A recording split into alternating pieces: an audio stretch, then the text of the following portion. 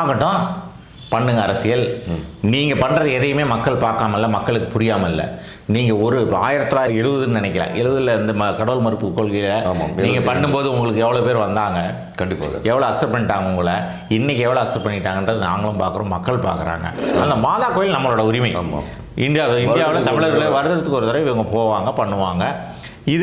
இந்த 2 விஷயத்தை மட்டும் நீங்கள் விட்டுருங்க அப்படின்னு சொல்லிட்டு மொத்தமாக வந்து எதுக்காக அன்னைக்கு கருணாநிதி பீரியடு தானே சார், அது காங்கிரஸ் பீரியடு தானே அது. அதனால் அன்னைக்கு ஆளுங்கட்சியாக இருந்து அவங்க கொடுத்ததை வந்து அப்போயே பிஜேபி வந்து அப்போஸ் பண்ணியிருந்தாங்க, அப்போயே ஆர்எஸ்எஸ் அப்போஸ் பண்ணியிருந்தாங்க, ஜனசங்கள்ன்றது அப்போ வந்து ரொம்ப அப்போஸ் பண்ண விஷயங்கள் தான் இது. விடுதலை சிறுத்தைகள் வந்து இன்னைக்கு இந்த விஷயத்தை எடுத்துகிட்டு போயிட்டு அவங்க வந்து ஒரு லைக் அம்பேத்கருக்கு மரியாதை கொடுக்கலன்னு தமிழ்நாட்டில் சொன்னது ரொம்ப நல்ல விஷயம். கடவுளை தான் கும்பிடுங்க, கடவுளை கும்பிடுங்க, ஏன் அம்பேத்கரை கும்பிடுறீங்க அப்படின்ற மாதிரி சொன்னாருன்னு தான் இவங்க சொல்லிட்டு இருக்காங்க. அவர் சொன்னதே வேற, அதுவும் நல்ல விஷயம்தான். நீங்கள் இவங்க பண்ணுறதன் மூலமாக பிஜேபிக்கு தான் அது ஆதாயமே தவிர வேறு ஒன்றுமே கிடையாது. ப்ராசஸ் பார்த்தீங்கன்னா கிட்டத்தட்ட 2 மாதம் எடுத்துருது. எல்லாமே அதை நோக்கி தான் பண்ணுவாங்க. எல்லா தொழில்களும் நின்றோம், எதுவும் பண்ண மாட்டாங்க. கிட்டத்தட்ட 6 மாதத்துக்கு எதுவுமே பண்ணுறதில்ல. அது தொழில்கள் நின்றோம். உனக்கு எஜுகேஷன் சைடு வந்து ஒரு பெரிய எந்த விதமான டெசிஷன், பாலிசி டெசிஷன் எந்த கவர்மெண்ட்டுமே எடுக்காது. கடைசி ஒரு வருஷம், ஒரு 6 மாதத்தில் வந்து எதுவுமே எடுக்க மாட்டாங்க. ஸோ இந்த மாதிரி சுச்சுவேஷன் வந்து ஒவ்வொரு தடவையும் மாநில அரசுக்கும் மத்திய அரசுக்கும் மாறி மாறி வரும்போது டெவலப்மெண்டல் ப்ரோக்ராம் ஏதாவது அனௌன்ஸ் பண்ணுறாங்கன்னு வச்சுக்கோங்க சென்ட்ரல் கவர்மெண்ட்டில், இவங்க லாஸ்ட்டில் ஃபேக் எண்ட் ஆஃப் அவங்களோட பீரியடில் இருந்தாங்கன்னா, நான் 6 மாதம் இருக்குன்னா அதை இம்ப்ளிமெண்ட் பண்ணவே மாட்டாங்க. இப்போ நடந்துட்டு இருக்கக்கூடிய இந்த 2029 அடுத்த எலெக்ஷன் வரும் சென்ட்ரல் கவர்மெண்ட்டுக்கு, சரிங்களா? அப்போ வந்து எந்த டிஸ்டர்பன்ஸும் கிடையாது. 2029 எலெக்ஷன் முடிஞ்சு அந்த ஃபஸ்ட்டு சிட்டிங் வரும் இல்லைங்களா பார்லிமெண்ட்டில், அந்த பார்லிமெண்ட்டில் 2034 எந்த டேட்டில் புது பார்லிமெண்ட் வரணும் அப்படின்னு சொல்லிட்டு பிரசிடெண்ட் அனௌன்ஸ் பண்ணணும். ஓகே, அந்த டேட்டுக்கு வர்றது இருக்கு இல்லைங்களா, அந்த டேட் அப்போ எல்லா ஸ்டேட் கவர்மெண்ட்டும் சேர்த்து எலெக்ஷன் நடக்கும்னு சொல்லுவாங்க. இதுதான் அந்த பில் சொல்லுங்கள். ஜிஎஸ்டி பொறுத்த வரைக்கும் பார்த்தீங்க அப்படின்னு சொன்னால் இவங்களோட அந்த கேவலமான அரசியல் நம்மளால் ஏற்றுக்கவே முடியல சார். ஏன்னா இட்ஸ் அ ஓப்பன் ஃபேக்ட். இதில் சென்ட்ரல் கவர்மெண்ட் கொடுக்கறது என்ன, கொடுக்காது என்ன. ஜிஎஸ்டி கவுன்சில்னு ஒன்று இருக்குது சார். ஜிஎஸ்டி கவுன்சிலில் ஒவ்வொரு வருஷமும் நம்மளோட ஃபினான்ஸ், அதாவது ஸ்டேட்டோட ஃபினான்ஸ் மினிஸ்டரும் போகிறாங்க. கன்சென்சஸில் மட்டும்தான் அங்கே முடிவு எடுக்க முடியும். ஜிஎஸ்டி கவுன்சில் முடிவு எடுக்கிறதா இம்ப்ளிமெண்டேஷனே ஆகுது. கன்சென்சஸ்னால் ஒருமித்த கருத்து வரணும், இல்லாட்டி அதை டேக்ஸே போட முடியாது. அப்படின்னா என்ன அர்த்தம்னா, இன்றைக்கி இருக்க திராவிட முன்னேற்ற கழக அரசும் அதில் பங்கெடுத்து தான் இருக்குது. எப்படி டேக்ஸ் கொடுக்கணும், எப்படி இவங்களுக்கு வரணும், எப்படி அவங்களுக்கு. இதில் சும்மா வந்து அரசியல் மட்டும்தான் சார் இது. உலகெங்கும் இருக்கும் மூவண்ணம் சேனல் நேயர்களுக்கு வணக்கம். இன்றைக்கி நம்ம ஸ்டுடியோக்கு வந்திருக்க சிறப்பு விருந்தினர் Jio political analyst mister Senthil அவர்கள். சார் வணக்கம். வணக்கம் சார். சார், கடந்த ஒரு வாரமாக ரொம்ப எக்ஸாக்டாக சொல்லணும்னா கடந்த 4 நாட்களாக வந்து அம்பேத்கர் சம்மந்தப்பட்ட விஷயம் வந்து பார்லிமெண்ட்டில் வந்து பெரிய சர்ச்சையை ஏற்படுத்திகிட்ருக்கு. இது ஒரு பக்கம், ஒரே நாடு ஒரே தேர்தல் அந்த விஷயம் ஒரு பக்கம். ஸோ இந்த 2 விஷயத்தை பற்றி டீட்டெயிலாக பேசணும். ஃபஸ்ட்டு அம்பேத்கர் பிரச்சனையை பற்றி நீங்கள் எப்படி பார்க்குறீங்க சார்? சார், டாக்டர் அம்பேத்கர் பற்றி அவர் என்ன பேசினார் அப்படின்றத முதல்ல பார்க்கணும். அதாவது இப்போ இந்த வீடியோ வந்து அவர் பேசுனது முழுக்க எடுத்துக்காமல் அதை சரியான புரிதல் இல்லாமல் தான் சொல்லணும். ஆக்சுவலி என்ன அப்படின்னா, அவர் என்ன சொல்கிறாரு, இப்போ இந்த காலகட்டங்களில் இது ஒரு பிராண்ட் ஆகிடுச்சு, அம்பேத்கர்னு சொல்கிறாங்க அப்படின்னு சொல்லிட்டு அதுக்கப்புறம் என்ன சொல்கிறாரு, அதுக்கு பதிலாக கடவுள் பேரை சொன்னாலும் அது புண்ணியமாக அது கிடைக்கும். ஏன் அப்படின்னு சொன்னால், இவங்க இதுக்கு முன்னால் என்னென்ன மாதிரியாக அம்பேத்கரை இன்சல்ட் பண்ணியிருக்காங்க, அவருக்கு எந்த விதமான இதுவும் பண்ணலை, இன்க்ளூடிங் பாரத ரத்னா கொடுத்ததுலேருந்து ஆரம்பித்து, மணிமண்டபம் கட்டுறதுலேருந்து ஆரம்பித்து இந்த மாதிரி விஷயங்கள் எதுவுமே அவங்க பண்ணதில்லை அப்படின்னு லிஸ்ட் பண்ணுறாரு. இவங்க என்ன பண்ணிட்டாங்க, அந்த ஃபஸ்ட்டு பார்ட் சொன்னேன் இல்லைங்களா, இப்போ பிராண்ட் ஆகிடுச்சு அம்பேத்கர்னு சொல்கிறாங்க. அதுக்கு பதிலாக நீங்கள் கடவுளை கும்பிட்டுருந்தா கூட ஏதாவது கிடச்சிருக்கும் அப்படின்னு சொல்கிறத ரெண்டையும் கனெக்ட் பண்ணாமல் பிரித்து வச்சு அவர் வந்து அவர் தவறாக பேசிட்டார் அப்படின்னு சொல்லி திருச்சி தான் சொல்கிறாங்களே தவிர. இதுதான் சார் அரசியல்.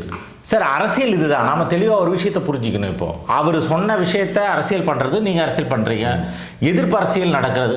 அவங்க சைடு வந்து அவங்க பிஜேபி சைடில் வந்து என்னென்னா இந்த மாதிரி சொல்லலாம், என்ன சொன்னாங்க அப்படின்றத அவங்களும் வெளியில் கொடுக்குறாங்க.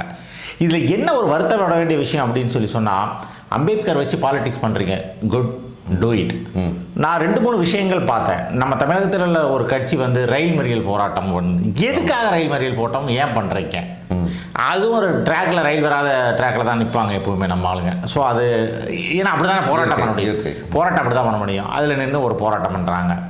நேற்று ரொம்ப கேவலமான விஷயம் நடந்தது. ராகுல் காந்தி வந்து எனக்கு அவர் பிரைம் மினிஸ்டர் கேண்டிடேட் மூலம் சொல்லிட்டு இருந்தாங்க இல்லைங்களா, அவர் வராரு, ஒரு போராட்டம் நடத்துறாரு, தள்ளுமுள்ளு நடக்கிறதுல பிஜேபி எம்பி 2 பேர்த்த வந்து அட்டாக் பண்ணி அவங்களுக்கு காயமே ஆயிடுது. அட்டாக் பண்ணது ப்ரூஃப் இல்லையா சார்?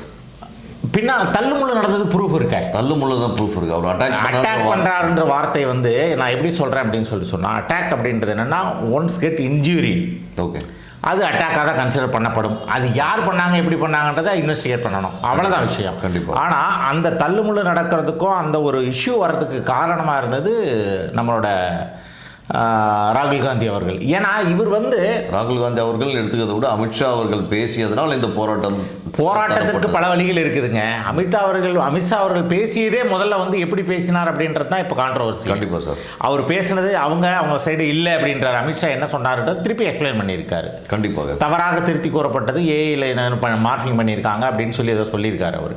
ஸோ அவங்க சைடு எக்ஸ்பிளனேஷன் கொடுத்து பிஜேபி சைடு வந்து, ஏன்னா பிஜேபி சைடு வந்து ஒரு அம்பேத்கரை வந்து மதிக்கலை அப்படின்னு சொல்கிறதுக்கு எந்த விதமான முகாந்திரமும் கிடையாது சார். ஏன்னா நான் சொல்கிறேன் சார், எம்பி எலெக்ஷனில் நிற்கும் போது ஆர்எஸ்எஸ் ஜனசங் பேக்கில் தான் வந்து அம்பேத்கரை ஜெயிக்கிறாரு. உண்மை. எதிர்த்து அவர் வரவிடாமல் பண்ணது இவங்க நேரு தான். அதே போல் ஆர்டிகிள் 370 வந்து வரக்கூடாதுன்னு சொல்லியிருக்காரு அம்பேத்கர் சொல்கிறாரு. ஆனால் நேரு வந்து அதை எடுத்துக்கவும் இல்லை, ஒன்றும் பண்ணவும் இல்லை. அன்னைக்கு காலகட்டங்களில், அந்த சுதந்திரம் அடைந்த காலகட்டங்களில் பார்த்தீங்க அப்படின்னு சொல்லிட்டு அன்டச்சபிலிட்டி முதல்கொண்டு மொத்த விஷயமும் பண்ணது அந்த சைட் ஆஃப் குரூப் தானே தவிர நாட் இந்த RSS side of the group. ஆர்எஸ்எஸும் ஜனசங்கமும் அன்னைக்கு வந்து அம்பேத்கரை தூக்கி பிடிச்சு தான் கொண்டுட்டு வந்துட்டு இருந்தாங்க. ஏன்னா தலித்திய அரசியல் அவங்க பண்ணலை. அவங்க என்ன பண்ணாங்க அப்படின்னு இந்த இன்டலெக்ட் அவர் நேஷனல் லீடராக கன்சிடர் பண்ணாங்க. எல்லோருக்கும் எல்லாம் கொள்கையை வரவேற்றாங்க. அந்த வரவேற்பதோட அவங்க என்ன பண்ணாங்க அப்படின்னு சொன்னால், இவர் வந்து நேஷனலுக்கான தலைவர், இவர் நீங்கள் வந்து ஜாதி தலைவராக மாற்றாதீங்கன்னு சொன்னாங்க. அதை பிளான் பண்ணி ரெக்டிஃபை பண்ணி அந்த பிளான் பண்ணி மாற்றினது மொத்த உரிமையும் காங்கிரஸுக்கு தான் போய் சேரணும். இன்னைக்கு தேதி வரைக்கும் அம்பேத்கர்ஜியோட அவரோட அந்த இன்டலெக்ட் இருக்கு இல்லைங்களா, நம்ம கான்ஸ்டியூஷன் ஃப்ரேம் பண்ணதுலேருந்து ஆரம்பிட்டோம், அந்த விஷனரி வந்து அவர் கொடுத்த அந்த விஷனரியை வந்து டெவலப் ஆகாமல் ஒரு ஜாதிய இதுக்குள்ளார வந்து கட்டுப்பாட்டுக்குள்ளே கொண்டுட்டு வந்ததே இவங்க தான். ஏன் பாரத ரத்னா கொடுக்காம வச்சுருந்தாங்க? எதுக்காக மணிமண்டபம் பண்ணாமல் வச்சுருந்தாங்க? அவங்களுக்கு அது ஏன் தோணலை? ஸோ தே ஆர் டூயிங் தலித்திய அரசியல். அதனால அவங்களுக்கு அது தோணலை. பிஜேபிக்கு அது முகாந்திரமே கிடையாது. இவங்க வந்த உடனே ஃபஸ்ட்டு செஞ்ச முதல் வேலை வந்து நேதாஜிக்கும் அம்பேத்கருக்கும் கொடுத்தது தான். ஏன்னா இவங்க யாரெல்லாம் வந்து ஒரு அந்த ஃபேமிலி தவிர வேறு யாரும் இருக்கக்கூடாது அப்படின்னு சொல்லி அவங்க நினைக்கிறது தான் பிரச்சனையே. நீங்கள் இன்றைக்கி காலகட்டங்கள் வரைக்கும் உங்களுக்கு பார்த்தீங்கன்னா, இதுக்கு முன்னால் 2014க்கு முன்னால் இருந்த அந்த 8 வருஷ கவர்மெண்ட் மன்மோகன் சிங் பீரியட் இருக்கும்போது பார்த்தீங்க அப்படின்ட்டுலாம் எல்லா ப்ரோக்ராமுக்கும் எல்லா இதுக்கும் வந்து உங்களுக்கு காந்தினே தான் இருக்கும். நீங்கள் இன்றைக்கி பாருங்கள், பல விஷயங்கள் மாற்றப்பட்டு பிரைம் மினிஸ்டர் பேரில் இல்லை, அந்தந்த நேமில் இருக்கும். ஆனால் ஹிந்தியில் இருக்குதுன்னு நம்ம சொல்லுவோம். சடக் யோஜனா, பாதையில். ஆனால் அவங்க இருக்கும்போது என்ன இருந்துச்சு? எல்லாம் காந்தின்ற பேரில் இந்திரா காந்தி நெடுஞ்சாலை அந்த மாதிரி சம்திங் இருந்தது. ஸோ அவங்களுக்கு அவங்கள முன்னிறுத்தணும், வேறு யாரையும் முன்னிறுத்தக்கூடாது. அதுக்கு இப்போ ஒன்றும் ஈஸியாக கண்டுபிடிச்சிருக்கிறாங்க. இப்போ அவர் பேசுனது வந்து தலித்துக்கு எதிரான கட்சி, இதுனா புதுசாக சார். இவங்களுக்கு எப்பவுமே இது ஏதாவது ஒன்று பண்ணிக்கிட்டே இருப்பாங்க சார். இது உங்களோட புரிதல் நான் ஏற்றுக்கிறேன். ஆனால் என்னோட புரிதல் இல்லைங்க, நான் நடந்த ஃபேக்டை சொல்கிறேன், அதை சொல்கிறேன். புரிதல் வேற இல்லை சார். நடந்தது நான் சொல்கிறேன் என் சைடில் இருந்து. என்னோட பாயிண்ட் இது, நடந்த விஷயங்கள் இது. எனக்கு இதில் கொஞ்சம் டிஸ்கனெக்ட் இருக்குது சார். இப்போ மத்தியில் ஆளும் பாஜக அரசானது பார்லிமெண்ட்டில் எஸ்பெஷலி பேசும்போது, ப்ரெஸ் மீட்டில் பேசும்போது கொஞ்சம் வார்த்தைகளை பார்த்து பிரயோகிக்கணுன்றது ஒன்று இருக்குது. ஏன்னா எது எடுத்தாலும் இங்கே அரசியல் ஆகக்கூடிய இந்த சூழலில் அந்த மாதிரி அமித்ஷா அவர்கள் அந்த பாராளுமன்றத்தில் அப்படி ஒரு பேசி இருக்கணுமான்ற ஒரு கேள்வி, முதல் கேள்வி. இரண்டாவது, அம்பேத்கர் அவர்களை பேரை உச்சரிப்பதை விட கடவுள் பேர் தாராளமாக உச்சரிக்கலாம் அப்படின்ற விஷயத்தை பதிவு பண்ணுறது வந்து கடவுள் மறுப்பு கொள்கையில் இருக்கவங்களுக்கு இன்னும் வந்து வெறுப்புணர்ச்சி தானே ஜாஸ்தியாகும். அப்படி சார், ஒரே ஒரு விஷயம் என்னென்னா, நான் பிஜேபியில் நான் இருக்கேன் அப்படின்னு சொன்னால், நான் பேசுகிறேன் அப்படின்னு சொன்னால் ஆகட்டும், பண்ணுங்க அரசியல். நீங்கள் பண்ணுறது எதையுமே மக்கள் பார்க்காமல்ல, மக்களுக்கு புரியாமல் இல்லை. நீங்கள் ஒரு 1970ன்னு நினைக்கிறேன், 70ல் இந்த கடவுள் மறுப்பு கொள்கையில் நீங்கள் பண்ணும்போது உங்களுக்கு எவ்வளோ பேர் வந்தாங்க, கண்டிப்பாக எவ்வளோ அக்செப்ட் பண்ணிட்டாங்க உங்களை, இன்றைக்கி எவ்வளோ அக்செப்ட் பண்ணிட்டாங்கன்றது நாங்களும் பார்க்குறோம், மக்கள் பார்க்குறாங்க. நீங்கள் அரசியல் பண்ணுங்கள். நான் சொல்கிறதே அதுதான். அம்பேத்கருக்கு நாங்கள் மரியாதை கொடுக்கல, பிஜேபி மரியாதை கொடுக்கலன்னு சொல்கிறத வந்து நீங்கள் சொல்லிட்டே இருங்க.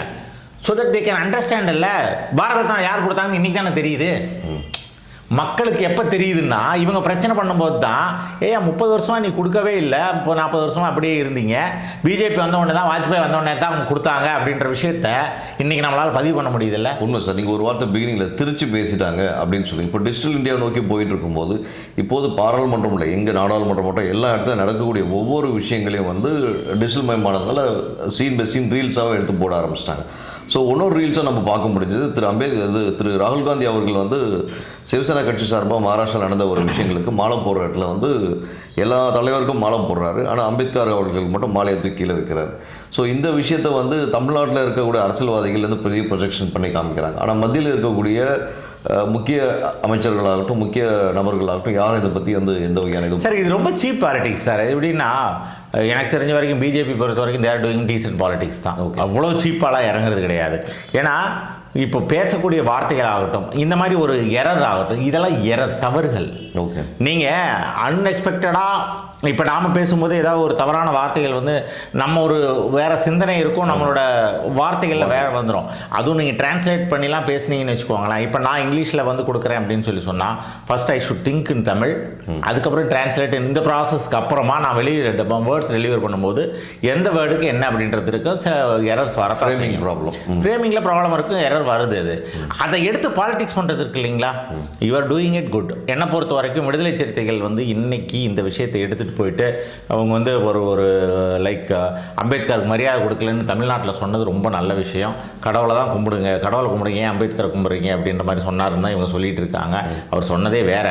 அதுவும் நல்ல விஷயம்தான். நீங்கள் இவங்க பண்ணுறதன் மூலமாக பிஜேபிக்கு தான் அது ஆதாயமே தவிர வேற ஒன்றுமே கிடையாது. ஏன்னா தமிழ்நாட்டு மக்களுக்கு இன்னைக்கு தான் தெரியும் பாரத ரத்னா எப்போ கொடுத்தாங்க, யார் கொடுத்தாங்கன்றது. இது இந்த 4 நாளில் தான் தெரியும் எல்லாருக்கும். ஏன்னா எக்ஸ்போஸ் பண்ணது நீங்கள் தானே. உண்மை. Let them do. அரசியல் பண்ண, அதாவது அவங்களுக்கு ஏதாவது ஒரு காரணம் வேணும் சார். ஒரே நாடு ஒரே தேர்தல், அது ஒரு காரணம். அதே போல் வந்து அம்பேத்கர் பற்றி இதுக்கு இவ்வளவு சலசலப்பு தேவையே இல்லை. சலசலப்பு பண்ணிவிட்டு பார்லிமெண்ட்டை நீங்கள் பார்லிமெண்ட்டில் பிரச்சனை பண்ணி பார்லிமெண்ட்டை அசிங்கப்படுத்தி அங்கே போய் பேச வேண்டியது எதுவுமே இல்லாமல் ஒரே நாடு ஒரே தேர்தல் நெகட்டிவ்னு சொன்னீங்கல்ல, அதில் என்ன நெகட்டிவ்ஸ் இருக்குன்னு பேசணுமில்ல. கண்டிப்பாக அது பேசுகிறதுக்கு உள்ளே போகவே இல்லை. இவங்க வந்து பிரச்சனை பண்ணுறதில்ல. அதாவது பார்லிமெண்ட் நடக்கக்கூடாது, இவங்க இப்படியே கத்திக்கிட்டே இருக்கணும், அவ்வளோதான். இதன் மூலமாக டிஸ்டர்ப் பண்ணுறது மூலமாக இது எல்லா விஷயங்களுமே வந்து இன்டர்நேஷ்னல் அரேனாவில் நம்மளோட கண்ட்ரியோட டெவலப்மெண்ட் இதை பற்றி பார்க்குறாங்கள. இதில் ஒரு அவங்களுக்கு எதிர்கட்சிகளுக்கு இது ஒரு பாயிண்ட். ஆனால் அந்த பாயிண்ட் வந்து பாசிட்டிவ் ஃபார் பிஜேபி. அதான் என்னோட ஒப்பீனியன். ஸோ இது உங்களோட வியூ. ஆப்வியஸ்லி என்னோட வியூ. Right sir. இது ஒரு பக்கம் ஒரே நாடு ஒரே தேர்தல்ன்ற விஷயம் திருப்பியும் வந்து சலசலப்பை ஏற்படுத்துகிற மாதிரி சில விஷயங்கள்லாம் பண்ணிட்டு இருக்காங்க. ஸோ காங்கிரஸ் வந்து இது முழு எதிர்ப்புன்றது கன்ஃபார்மாக தெரியுது.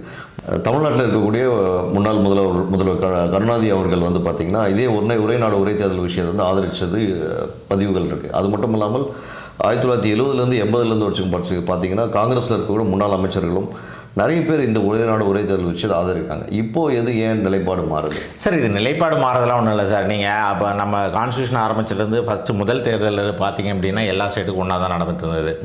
அது காலப்போக்கில் வந்து அவர் எதுக்காக அந்த வார்த்தையை சொன்னார் அப்படின்னா, கருணாநிதி பேசும்போது முன்னாள் முதல்வர் பேசும்போது எதுக்காக அந்த நிலைப்பாட்டில் இருந்தாருன்னா, அந்த காலகட்டங்களில் ஆர்டிகல் 356 பயன்படுத்தி பல நாட்களில் பல நேரங்களில் கவர்மெண்ட்டை கலைச்சிருக்கிறாங்க.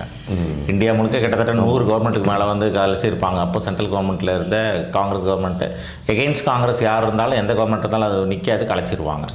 ஸோ இது வந்து 2002 வந்து 2000க்கு அப்புறம் வந்து பார்த்தீங்க அப்படின்னு சொல்லி சொன்னால் எஸ்ஆர் பொம்மை கேஸ்லேருந்து நீங்கள் ஆர்டிகல் 356 அவ்வளோ ஈஸியாக பயன்படுத்தி நீங்கள் கலைக்க முடியாது. சுப்ரீம் கோர்ட் ரூலிங் போட்டார். ஆமாம், சுப்ரீம் கோர்ட் வந்து ஒரு ஃப்ரேம் கொடுத்துருக்காங்க, அதுக்குள்ளே நீங்கள் பண்ணணும்னு சொல்லியிருக்காங்க. அதனால இன்றைக்கி அது பண்ண முடியாது. அந்த காலகட்டங்களில் பார்த்தீங்க அப்படின்னு சொல்லி சொன்னால் அவங்க இந்த கருணாநிதி அவங்களோட கவர்மெண்ட்டை கலைச்சிக்கிட்டே இருக்கும்போது அதுக்கு அப்போஸ் பண்ணுறதுக்காக வந்து அவர் வந்து அந்த நிலைப்பாடில் இருந்தாங்க. அதனால சொன்னாங்க. இன்றைக்கி வந்து இவங்களுக்கு அது என்ன நிலைப்பாடுன்னே தெரியல. ஆக்சுவலி என்ன அப்படின்னா, ஒரே நாடு ஒரே தேர்தல் நடக்கிறதுல எந்த விதமான நீங்கள் எதுவுமே அதில் நெகட்டிவும் கிடையாது, பெருசாக நெகட்டிவ்ஸே இல்லை. ஸோ ஆர்டிகல் 356 பயன்படுத்தி அவங்களுக்கு நிறைய பாதிப்புகள் ஏற்பட்டதுனால முன்னாள் முதல்வர் கருணாநிதி அவர்கள் இதை வந்து இந்த ஸ்டாண்டில் இருந்தார். இன்றைக்கி அந்த மாதிரி சுச்சுவேஷன் இல்லை. இவங்களுக்கு அதை பற்றின புரிதலும் இல்லைன்றதுனால இந்த ஸ்டாண்டில் இருக்காங்க. அதாவது எக்ஸ்பென்சஸ் வந்து 40% 7% வரைக்கும் ரெடியூஸ் பண்ண முடியுன்றது எலெக்ஷன் கமிஷன் அந்த காஸ்ட்டை குறைக்க முடியும். ரெண்டாவது வந்து உங்களுக்கு அந்த எலெக்ஷன்ஸ்க்கான டைமிங் இருப்பாருங்க. ஒவ்வொரு முறையும் மாநில தேர்தல் நடந்தாலும் சரி, மத்திய அரசுக்கான தேர்தல் நடந்தாலும் சரி, தேர்தல்கள் பார்த்தீங்கன்னா பிப்ரவரி, மார்ச், ஏப்ரல் அந்த மாதிரி டைமில் நடக்கும். கரெக்டாக அந்த எக்ஸாம் டைமில் வந்து குழந்தைங்களுக்கு வந்து பாதிக்கப்படுன்றதுனால இதுக்கு முன்னால் வந்து ஒரு முறை வந்து நம்ம முன்னாள் ஹோம் மினிஸ்டர் சிதம்பரம் இருக்கும்போது நரசிம்மராவ் பீரியட்னு நினைக்கிறேன், இப்போ எனக்கு சரியாக ஞாபகம் இல்லை, இந்த தேர்தல்கள் வந்து இந்த டைமில் வருது, இதை பாதிக்கும் அப்படின்னு சொல்லி சொன்னதுக்கு வந்து அவர் என்ன சொல்லியிருந்தார் அப்படின்னா, அந்த வார்த்தை எதுக்காக வந்ததுன்னா ஐபிஎல் வந்து இங்கே நடத்தக்கூடாது அப்படின்னு சொல்லி சொன்னாங்க. ஓகே. அதனால தான் ஐபிஎல் வந்து துபாயில் போய் நடத்தினாங்க. அப்போது அது இப்போ ஒரு 4 வருஷம் முன்னாடி. ஆமாம். அது எதுக்குன்னா பீரியடில் அவர் பிரைம் மினிஸ்டராக இருக்கும்போது கூட தேர்தல் விழா என்று ஆரம்பித்து விட்டால் பள்ளி கூடங்களில் உள்ள பிள்ளைகளுக்கு படிப்பு பாதிக்கிறது வார்த்தை பதிவு பண்ணியிருக்காரு நரசிம்மராவ் அவர்கள். அதுதான் அந்த எலெக்ஷன் ப்ராசஸ் பார்த்தீங்கன்னா கிட்டத்தட்ட 2 மாதம் எடுத்துருது.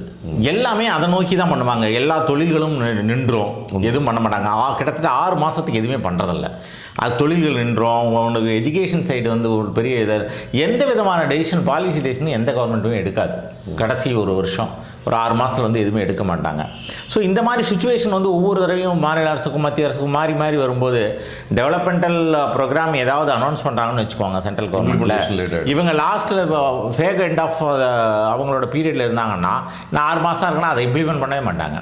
ஓகே. புது கவர்மெண்ட் வரும்போது பார்த்துக்குவாங்க. நாங்கள் இன்னொரு விஷயம் என்ன அப்படின்னு சொன்னால், இப்போ நம்ம ஒரு கேஷுவலாக சொல்லுவாங்க, நம்ம முன்னாள் முதலமைச்சர் எடப்பாடியார் கூட சொல்லியிருந்தார், இந்த மாதிரி கடன் வாங்கிட்டு விட்டுட்டு போயிடுவாங்க அப்படின்னு சொல்லிட்டு. ஸோ அது என்ன அப்படின்னு சொன்னால், நெக்ஸ்ட் கவர்மெண்ட் இவங்க ஃபார்ம் ஆக மாட்டாங்க அப்படின்னு அவங்களுக்கு ஒரு ஃபீல் வந்துச்சு அப்படின்னு சொன்னால், அதில் எக்ஸஸ் கடன் வாங்கிறது இந்த மாதிரி பண்ணி இது எல்லாமே டைம் ஃப்ரேம் இல்லாதனால தான் உங்களுக்கு. இப்போது இந்த ஒரே நாடு ஒரே பாயிண்ட் இப்போ இருக்க மாநில அரசு அதிகமாக கடன் வாங்கியிருக்காங்க, அதனால தான் இந்த மாதிரி. இல்லை சார், நீங்கள் ஏன் அந்த மாதிரி எடுத்துக்கிட்டு போவாங்க சார்? இல்லை, அது வேறு சப்ஜெக்ட். அது வேறு சப்ஜெக்ட். எதுக்காக கடன் வாங்கினாங்கன்னு இருக்குது. கடன் வாங்குறதுன்றது மட்டும் மேட்டர் கிடையாது, எதுக்காக வாங்கினாங்கன்றது இருக்குது, அது என்ன பண்ணாங்கன்றது இருக்குது. ஸோ அதனால் அதை பற்றி பேருந்தேன். இப்போ இந்த ஒரே நாடு ஒரே தேர்தலை பொறுத்த வரைக்கும் இந்த எக்ஸ்பென்சஸ் குறைக்கணும், அந்த டைம் ஃப்ரேமுக்குள்ளே வரணும், இந்த அட்மினிஸ்ட்ரேட்டிவ் கன்வீனியன்ஸுக்காக இந்த மாதிரியான ஒரு எடுத்துருக்குறாங்க. இது இப்போ அதாவது இது தேவையே இல்லை, ஜாயின்ட் பார்லிமெண்ட்ரி கமிட்டி கொடுக்கணுன்ற அவசியமே இல்லை. ஆனால் பிரதமர் வந்து ரொம்ப தெளிவாக இருந்திருக்கிறாரு. இது வந்து இவங்க அப்போஸ் பண்ணுவாங்கன்னு தெரியும், அதனால் வந்து கொடுத்துட்டு பண்ணிவிட்டு இப்போ ஒரு 3 மாதத்தில் அது வந்து பில் பாஸ் ஆகிரும். ஜேபிசிக்கு வந்துட்டு அவங்க யாரெல்லாம் டிஸ்கஸ் பண்ணாலும் எல்லாம் பண்ணட்டும். உங்களுக்கு ப்ரெஷர் குரூப்ஸ் இருக்கிறாங்க, அதே போல் வந்து உங்களை எக்ஸ்பர்ட்ஸ் இருக்கிறாங்க, லீகல் சிஸ்டம் இருக்குது, எல்லாருமே வந்து அதை பற்றி பேசுவாங்கல்ல. பாசிட்டிவ்ஸ் இருக்கிறதா தான் நாம் பார்க்குறோம். நெகட்டிவ்ஸ் ஏதாவது இருந்துச்சுன்னா அதை ரெக்டிஃபை பண்ணலாம். சார், நெகட்டிவ்ஸ்னு வரும்போது இப்போது ஃபஸ்ட்டு வந்து ஸ்டேட் எலெக்ஷன், சென்ட்ரல் எலெக்ஷன் முடிக்க போகிறாங்க. 100 நாள் இடைவேளையில் வந்து உள்ளாட்சி சம்மந்தப்பட்ட எலெக்ஷன் வைக்கிறாங்கன்னும் போது இந்த 100 நாள் இடைவேளையில் பாதிப்பு என்பது மக்களுக்கு உண்மையிலே கொஞ்சம் இருக்க தான் செய்யும். இந்த 200 நாள் திருவிழா மாதிரி கிட்டத்தட்ட நீங்கள் சொன்ன மாதிரி 6 மாதம், இந்த 6 மாதம் இந்த தேர்தல் திருவிழான்னு வரும்போது பேசிக்கான பேசிக் நீட்ஸ் மக்களுக்கு போய் சேர்றது பெரிய சேலஞ்சாக இருக்கும் இல்லையா? வாய்ப்பு இல்லை சார். ஆக்சுவலி ஏன்னா லோக்கல் கவர்மெண்ட்டுக்கும் இதுக்கு இடையில தான் ஒரு டைம் ஃப்ரேம் கொடுத்துருக்குறாங்க, யோசிச்சிருக்கிறாங்க. அது இன்னும் ஃபிக்ஸ்ட் ஆகலை. சரிங்களா? இப்போ இந்த எலெக்ஷனோட அதோட அவங்க திருத்தம் பண்ணக்கூடிய ஆர்டிக்கல் எல்லாமே பார்த்திங்கன்னா 82க்கு 83A நினைக்கிறேன், ஏதோ அந்த மாதிரி இன்செர்ட் பண்ணுறாங்க. 73rd ஆர்டிக்கல் பார்க்குறாங்க. சாரி உங்களுக்கு. ஆனால் அவங்க என்னென்னா 172 திருத்துறவங்க நம்மளோட லோக்கல் கவர்மெண்ட்டுக்கானதெல்லாம் எந்த திருத்தமும் கொண்டு வரலை அவங்க. ஓகே, சரிங்களா? அதில் எந்த திருத்தமும் இல்லை அப்படிங்கிற பட்சத்தில் அங்கே ஒன்றும் பெரிய டிஃப்ரென்சஸ் நமக்கு வர போகிறதில்ல. Local government entirely different type of the election. அது வந்து ஒரு ஸ்டேட்டுக்கு வேரி ஆகும், எப்படிப்பட்ட நார்ம்ஸே வேரி ஆகும். அதனால் அது வந்து that is not an issue. அதே போல் வந்து நீங்கள் சொன்ன அந்த 3 மாதம் அப்படின்றது வந்து ஒரு திருவிழாவில் வந்து எல்லாமே நிற்குமா அப்படின்னு சொல்கிறேன். இதை கண்ட்ரோல் பண்ணுறதுக்கு தான். இப்போது ஸ்டேட் கவர்மெண்ட்டுக்குன்னு ஒரு எலெக்ஷன் வருது, சென்ட்ரல் கவர்மெண்ட்டுக்கு எலெக்ஷன் வருது. சென்ட்ரல் கவர்மெண்ட் வரும்போது ஒரு 4 மாதம், ஸ்டேட் கவர்மெண்ட் வரும்போது ஒரு 4 மாதம். கிட்டத்தட்ட ஒரு சைக்கிளில் 5 வருஷம் சைக்கிளில் பார்த்தீங்கன்னா 1 வருஷம் வந்து இந்த மாதிரிலே அடிபட்டு போயிடுது. இதை அவாய்ட் பண்ணுறதுக்கு, ஏன்னா டேட் வந்து முன்னாலே அனௌன்ஸ் பண்ணிடுறாங்க.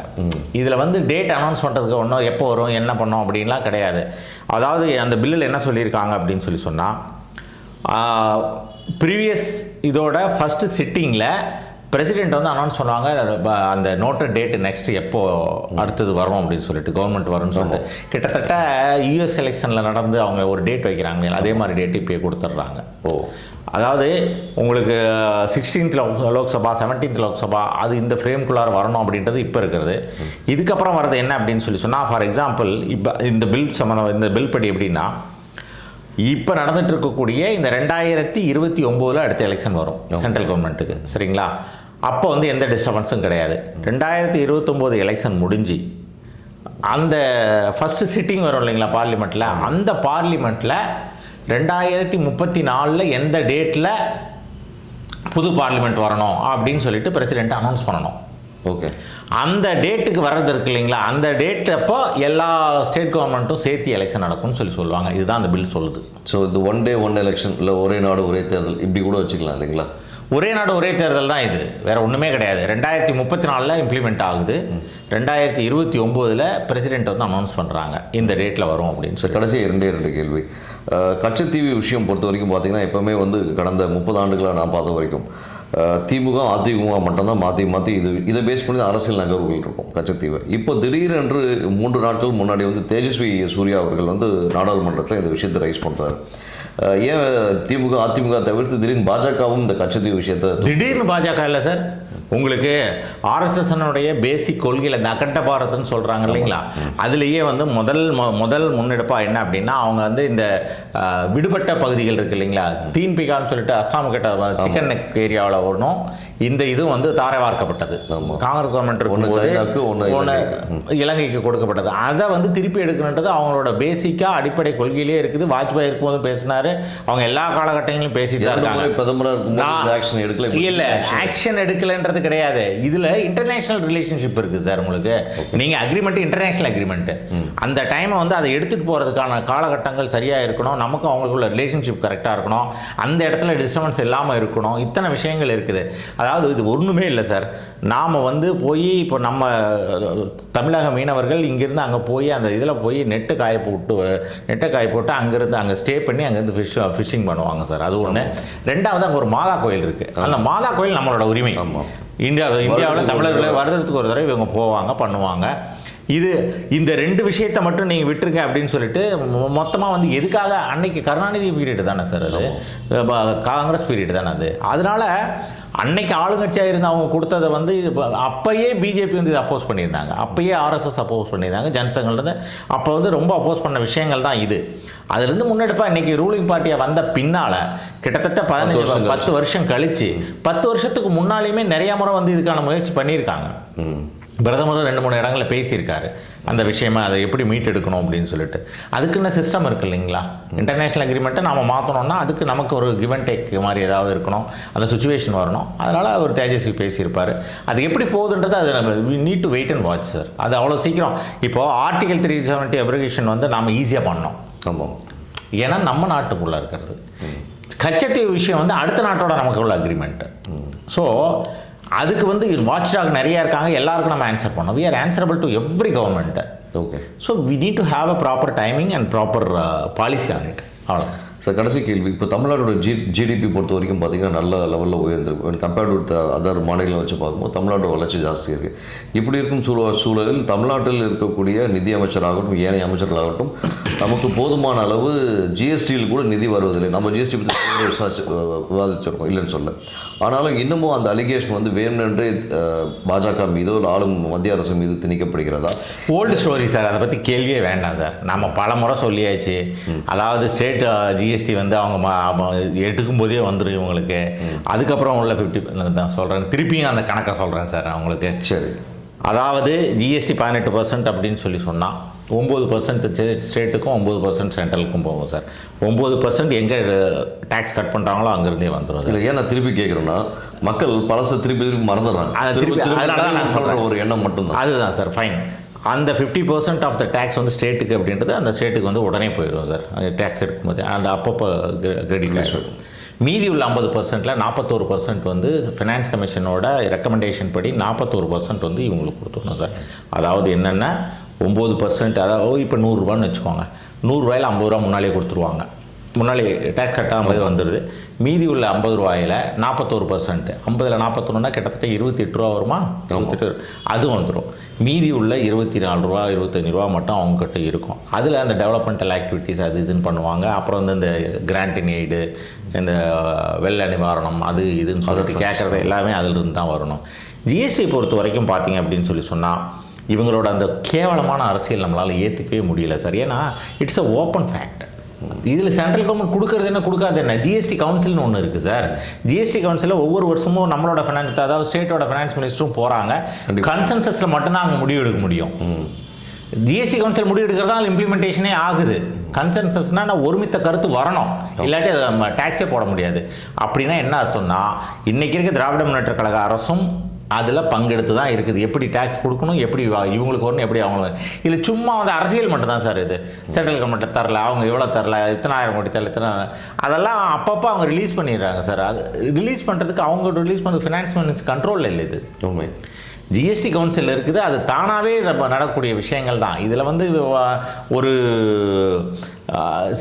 எல்லாமே டெக்னாலஜி ஓரியன்டாக சிஸ்டமைஸ் ஆன பின்னாலையும் சும்மா வந்து சென்ட்ரல் கவர்மெண்ட் அது தரல இது தரலன்னு சொல்லி சும்மா கதை சொல்கிறது வந்து 4000 கோடியை வாங்கி நாங்கள் வந்து ட்ரைனேஜ் ப்ரோக்ராம் பர்ஃபெக்டாக பண்ணணும்னு சொல்லிட்டு பண்ண மாதிரி தான் இது.